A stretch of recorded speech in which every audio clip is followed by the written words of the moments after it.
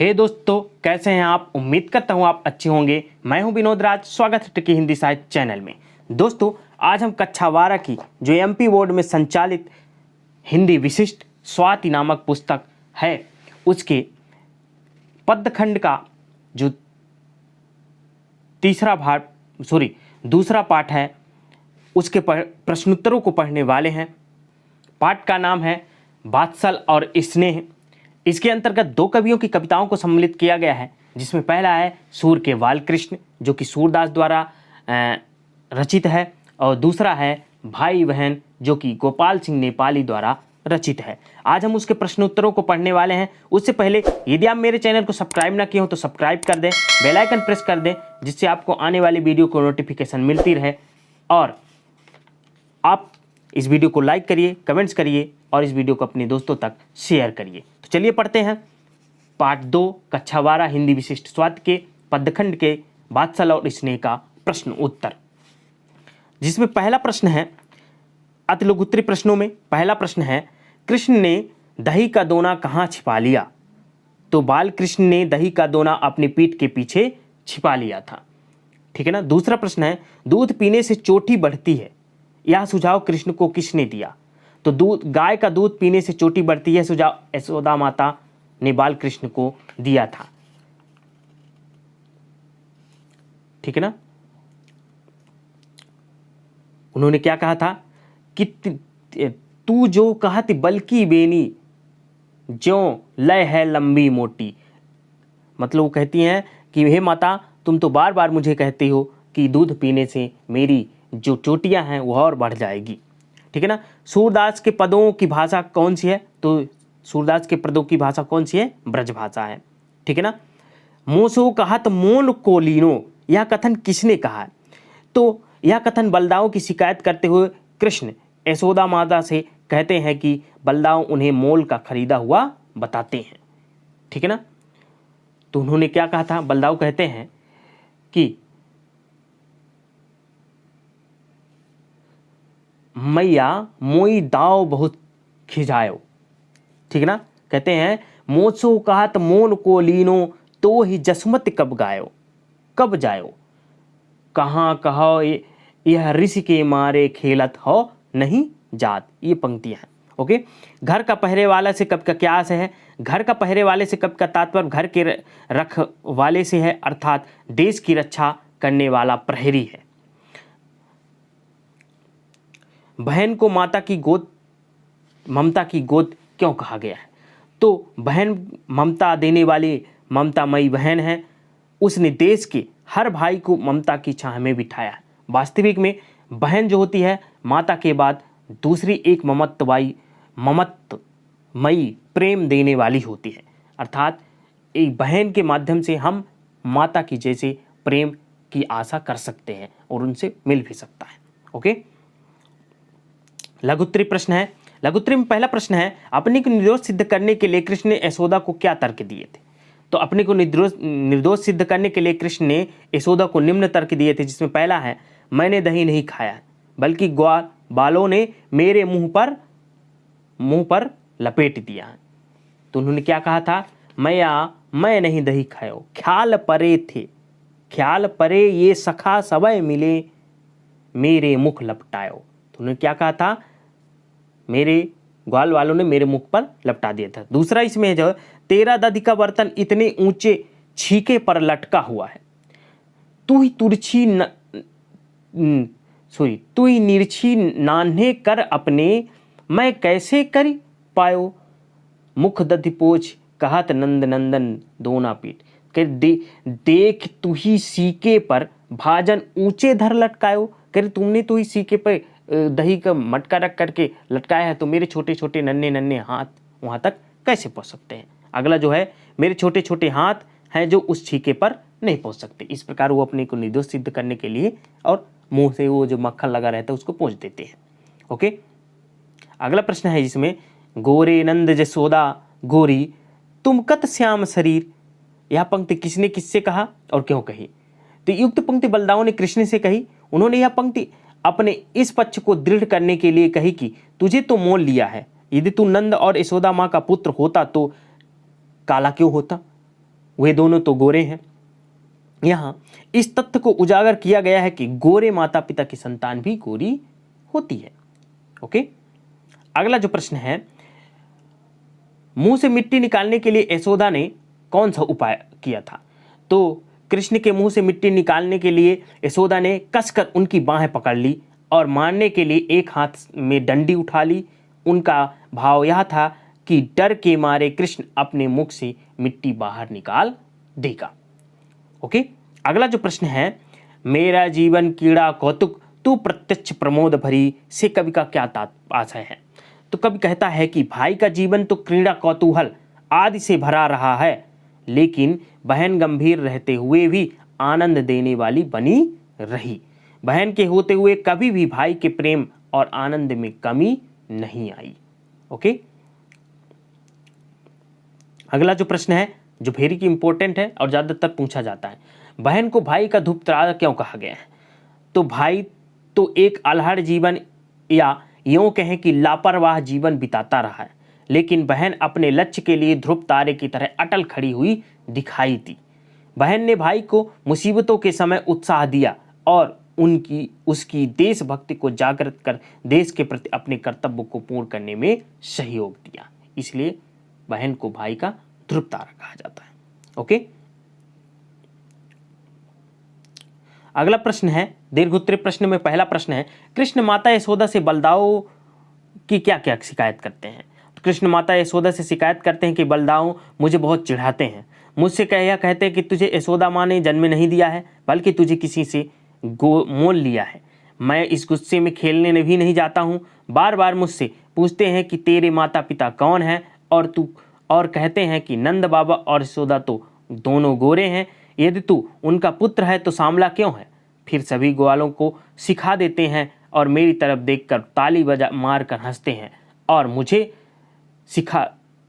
खिंचाते हैं और तुम मुझे ही मारना जानती है, बलदाऊ को कभी नहीं मारती। इस प्रकार वो शिकायत करते हैं। अगला प्रश्न है, सूर बात्सल के चितेरे इस कथन की विवेचना कीजिए।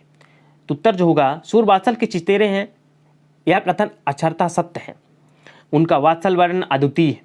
कृष्ण के बाल रूप और उनकी बाल सुलभ क्रीड़ाओं का जैसे विशद वर्णन सूरदास ने किया है, वैसा संपूर्ण विश्व साहित्य में कहीं नहीं मिलता।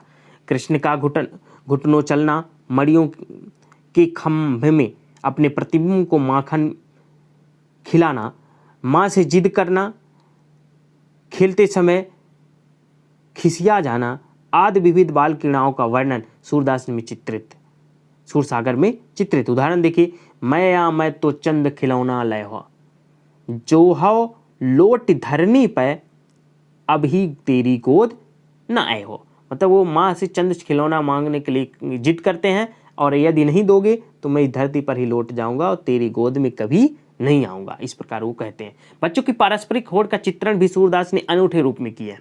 माता यशोदा उनसे कहती हैं कि दूध पीने से चोटी बढ़ती है, तो वह इस लालच में रोज दूध पी लेते हैं। जब उन्हें चोटी बढ़ती हुई नहीं दिखाई देती तो वो कहते हैं, क्या कहते हैं, मैं या कभी बढ़ेगी चोटी, काचो दूध पियावत पच पच देत न माखन रोटी।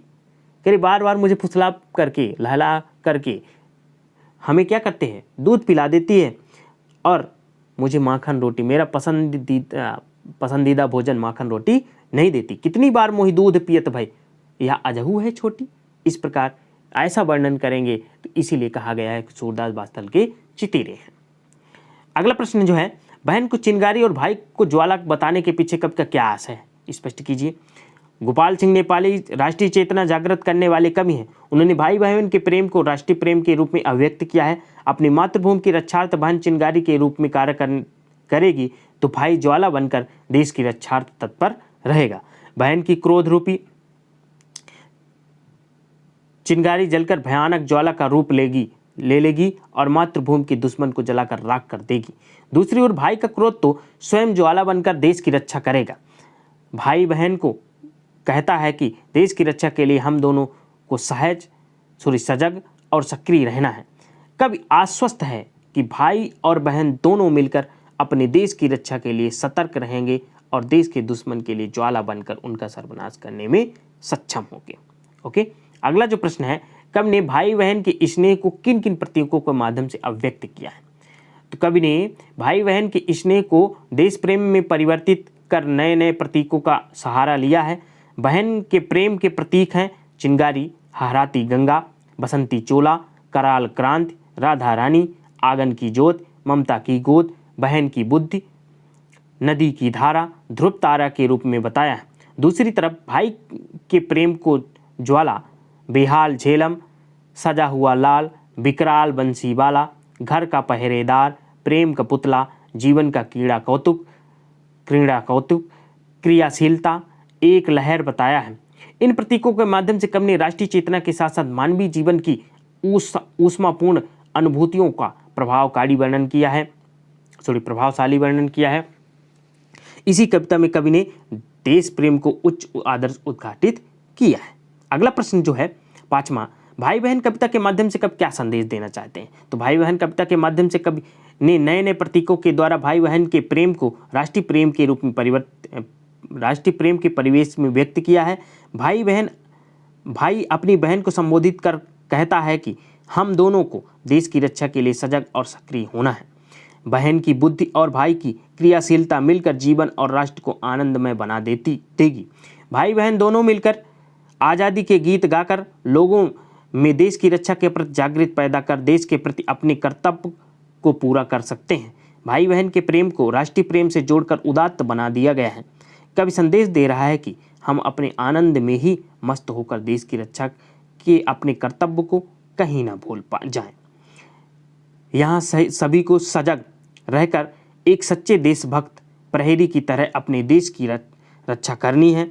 देश के लिए बसंती चोला धारण करना पड़े तो करें और विकराल स्वरूप धारण करना पड़े तो करें, तथा अपनी बुद्धि और बल के सहारे देश के लिए अपना बलिदान कर दें। जब देश की आज़ादी का प्रश्न हो तो अपनी क्रोध रूपी ज्वाला को जलाकर सामने आए अरि मीन्स दुश्मन को नष्ट कर दें। किसी भी कीमत पर देश की आज़ादी को बचाना है। यदि मातृभूमि तुम्हें अपनी रक्षा के लिए आवाज़ दे दो तो सभी सुख संपत्ति को भूलकर एक सच्चे देशभक्त की तरह आगे आएं और अपना सर्वस्व अर्पण करके भी अपने मातृभूमि की रक्षा करें। कवि देश में एकता बनाए रखने के लिए का भी संदेश देता है। तो यह रहा प्रश्न। अब कुछ और प्रश्न हैं जो कि संदर्भ प्रसंग से संबंधित है। इनको जब अर्थ पढ़ाया जाएगा तो आपको बताया जाएगा। काव्य सौंदर्य में देख लेते हैं। निम्नलिखित शब्दों के मानक रूप लिखिए। तो एक तरफ आपके शब्द दिए हैं जो कि अशुद्ध शब्द हैं, जो कि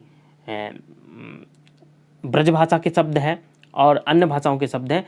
हिंदी मानक में इसका क्या परिवर्तन होगा? जैसे दधि का दही हो जाएगा, किति मतलब कितनी, दो मतलब दोनों, जाओ मतलब जन्म, सीखे मीन्स सीख, सौ मीन्स सौगंध, हाउ मीन्स मैं, ध्यान रखिएगा। बघेली ब्रजभाषा में हाउ तो हिंदी में मैं। लड़का मीन्स लड़का, काचू मीन्स कच्चा। ओके, अगला प्रश्न जो है यहां पर देखिएगा। निम्नलिखित पंक्तियों में अलंकार पहचान कर लिखिए। काढ़त गुहत नहावत ओछत नागिन सी भुज लोटी।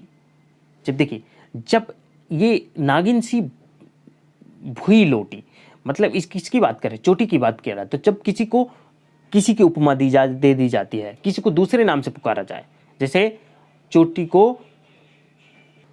को नागिन की भांत कह दिया गया कि वो नागिन सी है, तो फिर यहाँ पे उपमा हो गया। और सासी जब आ जाए तो क्या होता है? उपमा होता ही है, क्योंकि उपमा का एक ही अंग है। अगला देखिए, मेरा जीवन कीड़ा कौतुक तो प्रत्यक्ष प्रमोद भरी। तो यहाँ पे देखिए का वर्ण कई बार हुआ है, पा का बहुत बार हुआ है, ठीक है ना। तो यहाँ पर क्या हो जाएगा आपका? अनुप्रास। जब एक ही वर्ण की आवृत्ति कई बार हो तो वहाँ पे अनुप्रास अलंकार होता है। अगला देखिए, काचो दूध पियावत पच पच। अभी पिछले वीडियो में भी यही मैं बताया था कि पच पच जब एक ही शब्द की आवृत्ति कई बार हो और उनके बीच में योजक चिन्ह लगा हो तो वहाँ पर पुनरुक्ति प्रकाश अलंकार होता है। तो पुनरुक्ति प्रकाश हो जाएगा यहाँ पर, ठीक है ना। निम्नलिखित शब्दों में तत्सम तद्भव शब्द छांट कर लिखिए। तो कुछ शब्द दिए गए हैं, तो जिसमें देखिए पहला है ज्योति, उन्माद, कलंक, जननी। ये सभी क्या है? तत्सम है।